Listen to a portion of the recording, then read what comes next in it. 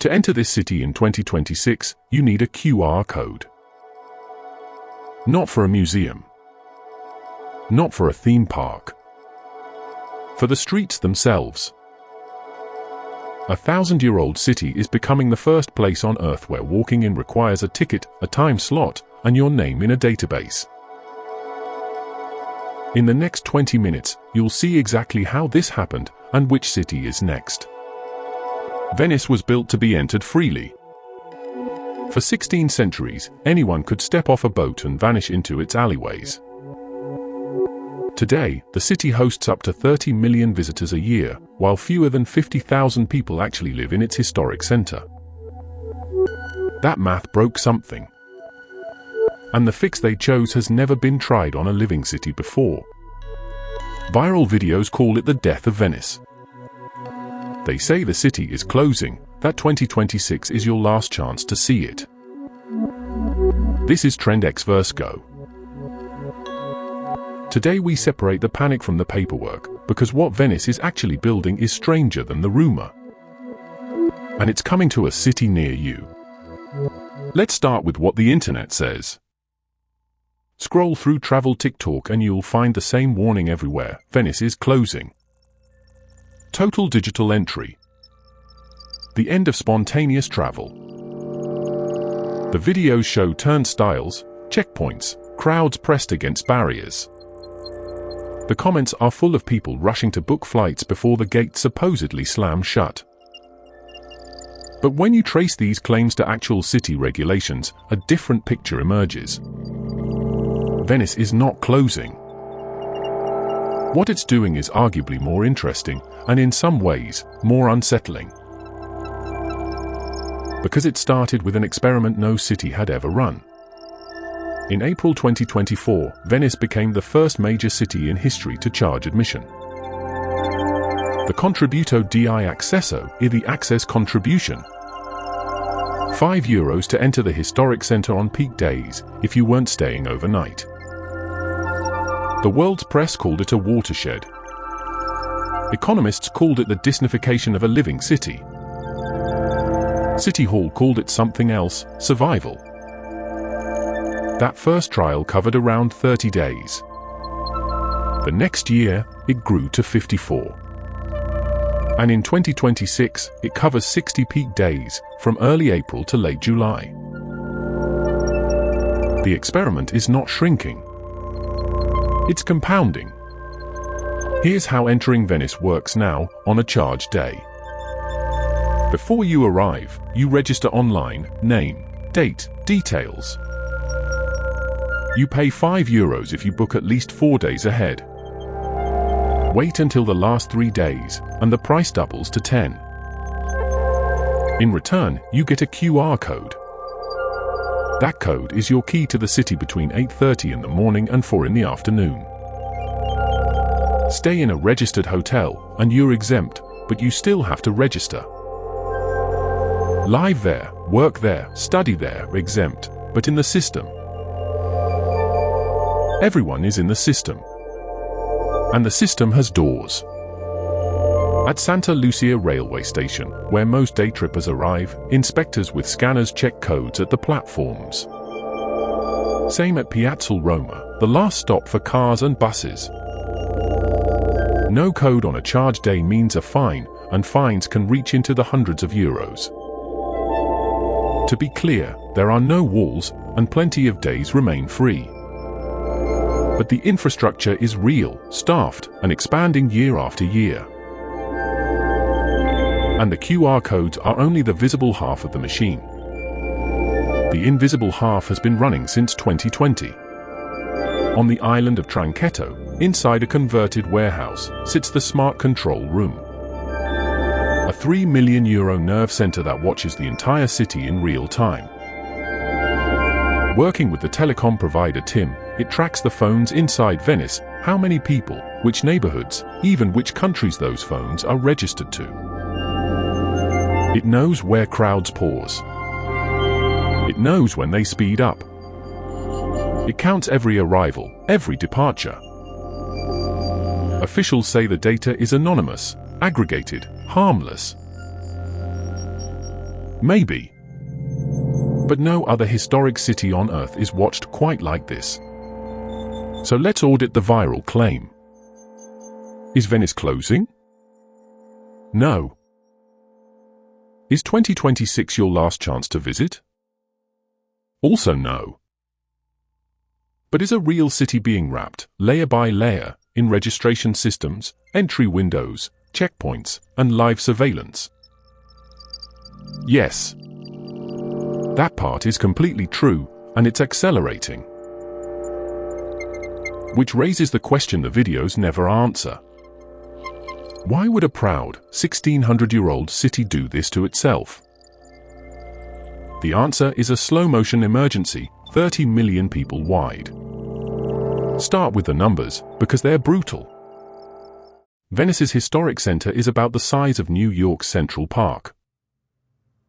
Into that space, on peak days, flow crowds estimated at 75,000 visitors or more, bigger than the city's entire resident population. Estimates put total arrivals at 25 to 30 million a year. And most of them are day trippers.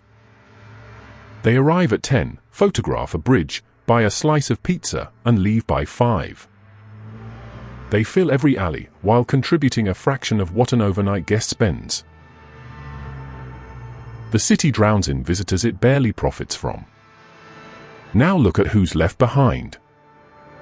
3 decades ago, about 120,000 people lived in historic Venice.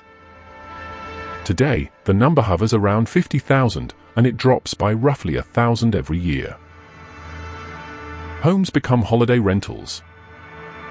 Bakeries become mask shops. Schools close because there are no children left to fill them. Venetians even installed a digital counter in a pharmacy window, ticking down their own population like a doomsday clock. A city can survive floods. Whether it can survive being loved this much is another question. The warnings kept coming. In 2021, UNESCO openly debated putting Venice on its list of World Heritage in danger, and humiliation usually reserved for war zones. Italy scrambled. That August, it banned cruise ships over 25,000 tons from the lagoon's historic waterways, rerouting the floating skyscrapers to an industrial port. The danger listing was avoided, narrowly. But everyone understood the ban treated one symptom, not the disease. The disease was volume. And for volume, the city reached for a tool no one had dared use before, a price tag on the front door. So, did charging admission actually work? In the 2024 trial, nearly 438,000 visitors paid, raising about 2.2 million euros. But here's the uncomfortable data point. During the trial, the city averaged around 75,000 daily visitors, about 10,000 more than comparable days the year before. More people came. An opposition councillor called the ticket a failure in public. Protesters met tourists at the train station. By the numbers the fee's own critics cite, €5 deterred almost no one. So what did Venice do next? It doubled down. 2025, 54 charge days. More than 720,000 paying visitors. 5.4 million euros collected. Crowds? Barely changed. 2026, 60 charge days, tighter entry windows, more inspectors. Notice the pattern. Each year the system fails to shrink the crowds, and each year it grows anyway. Why expand a tool that isn't working? Because reducing crowds may never have been the only goal. And this is where the story stops being about €5. The machines were learning. Think about what the registration system actually produces. Every visitor, on every charge day, files their name, their date of travel, their category, tourist, worker, resident, guest. For the first time in history, a city knows, in advance, who intends to walk its streets tomorrow. Combine that with the control room's live phone data, and Venice holds something extraordinary, a predictive model of human movement through a real city. Forecast the flood before it arrives. Redirect it. Price it. The €5 was never the product. The database is. Inside the control room, Venice exists twice. Once as stone and water. Once as a dashboard, heat maps, arrival curves, nationality breakdowns, updated by the minute. Officials can watch a crowd form near the Rialto before it becomes dangerous. They can see exactly how many French phones entered before noon. It's genuinely useful. After the 2017 crush injuries in other tourist cities, crowd prediction saves lives. But a dashboard has a logic of its own. What you can measure, you eventually manage. What you manage, you eventually meter. Venice is being metered. Which is why critics keep reaching for the same word, museum. A place you book, enter through a gate, move through on a schedule, and exit. Economists on CNBC called it the Disneyfication tipping point for world tourism. City Hall rejects the label furiously. Residents still live, argue, and hang laundry over the canals. But notice what has quietly become normal, a European city where, on 60 days a year, existing inside the walls without registration is a finable offense. So, is this the future every beautiful city gets? That depends on who you ask. Let's argue both sides honestly, starting with the city's defense, because it's stronger than the outrage suggests. First, residents deserve a livable city, and doing nothing was destroying it faster than any ticket ever could. Second, €5 is less than a coffee on St. Mark's Square. This is a nudge, not a wall. Third, the data is anonymized and aggregated, and cities have counted visitors for decades. This just does it better. Fourth, the alternatives are worse. Hard caps. Turnstiles. Resident-only zones. Venice chose the softest tool on the shelf. That's the defense. Now the prosecution. The prosecution starts with the city's own numbers. The fee has not reduced crowds. By its critics' count, visits went up. If the tool fails at its stated purpose but keeps expanding, then its real purpose is something else, revenue, or data, or precedent. Second, the fee targets day trippers, but many researchers argue the deeper wound is housing, homes converted to short-term rentals, hollowing the city from inside. A QR code at the station doesn't touch that. Third, the precedent. Once one city normalizes registered, tracked, time-windowed entry, every over-touristed mayor on Earth has a template. And they are all watching. Because Venice was never going to be the last. Barcelona is raising tourist taxes and cutting cruise berths. Amsterdam has capped hotel beds and run stay-away campaigns. Kyoto restricts photography in geisha districts. Tiny Hallstatt in Austria, the village that inspired Frozen, has experimented with limiting cars and tour buses. None of them have copied the full Venice model yet. The QR code, the entry window, the live phone tracking, that combination is still unique. But mayors talk. Systems get exported. The first ticketed city is an experiment. The second one will be a policy. And something real does get lost, something harder to measure than crowd counts. The oldest promise of a city is anonymity. You arrive unannounced, you wander, you get lost, nobody knows your name. Every love letter ever written to Venice is about exactly that, dissolving into the labyrinth. A registered visit with a time slot is many things, but it is not dissolving. When your presence in a street requires a database entry, the street has changed category. It's still beautiful, Still real stone, real water. But you no longer simply go to Venice. You are admitted. So where does this go after 2026? Officials have floated stretching the system further, more days, higher rates for last-minute entries, smarter integration with the control room's forecasts. Some councillors have openly discussed whether the fee should rise sharply to actually change behaviour. Nothing about a full year-round paywall has been enacted. The 2027 deadline in those viral videos does not exist in any regulation. But the direction of travel is unmistakable. More days, more data, more gate. The honest question isn't whether Venice closes in 2027. It's whether anyone will remember what an unticketed Venice felt like. Underneath the QR code sits a very old question: who is a city for? For the 50,000 who live there and want their bakery back? For the 30 million who dream of seeing it once before they die? For the heritage of all humanity, as UNESCO would put it?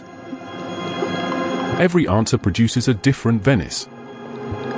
The residents' Venice has gates. The tourists' Venice has none, and dies faster. The world's Venice becomes a preserved artifact, perfect and embalmed. Venice chose gates. Softly, politely, €5 at a time. History will judge whether that was rescue or taxidermy. So let's close the file on the claim we started with. Venice is not closing, and 2026 is not your last chance. What's true is bigger: the world's first living city with an admission system, a predictive surveillance grid, and 60 ticketed days a year, growing annually. The viral videos got the deadline wrong but the direction right. Free, anonymous entry to the world's most beautiful places is quietly ending. Not with walls. With registration forms. Picture 2035. You book your city the way you book a flight: an entry window in Venice, a crowd-priced slot in Barcelona, a visitor cap in Kyoto confirmed by an app. Your phone negotiates with a control room before your feet touch the pavement. Every piece of that future already exists somewhere today. Venice just assembled them first. Maybe that future saves these cities. Maybe it just decides who deserves them. Either way, the spontaneous city is becoming a memory. Which leaves the question I want your answer to. If registering, paying, and being tracked is what it takes to keep Venice alive, is that a fair trade? Or would you rather risk the crowds and keep the freedom? Team Ticket or Team Open City? Drop your answer in the comments and tell me where the line is for you. Because your city could be next, and the debate will sound exactly like this one. I read every argument. If this kind of investigation, past the panic, into the paperwork, is worth 20 minutes, subscribing takes 1 second. TrendXverseGo publishes one deep dive every week: AI, clean energy, geopolitics, the future being built while nobody's watching. Catch the pulse. Lead the future. That's the whole job description. And next week's file is already open. While Venice sells tickets to its streets, one country quietly built an entire second capital city from nothing, and is now paying people to move there, because almost nobody came. Billions spent. Boulevards empty. What went wrong, and who profits from a ghost capital? That investigation is next. See you there.